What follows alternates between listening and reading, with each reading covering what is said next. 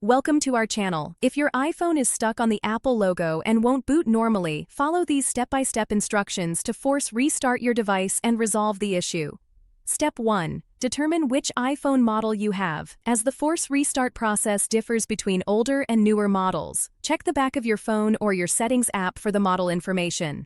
Step 2. For iPhone 8 and newer models, quickly press and release the volume up button, then quickly press and release the volume down button. Step 3.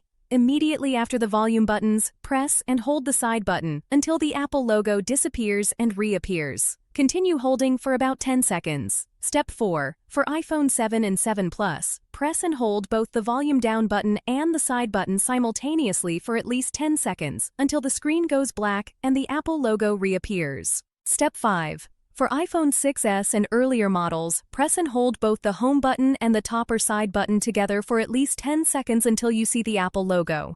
Step 6. Release the buttons when the Apple logo appears and wait for your iPhone to restart normally. This process should take 1 to 2 minutes. Step 7.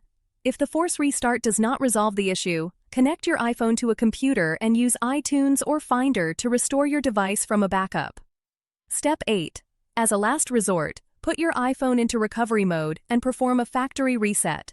Note that this will erase all data if you do not have a backup. Don't forget to like this video and subscribe to our channel.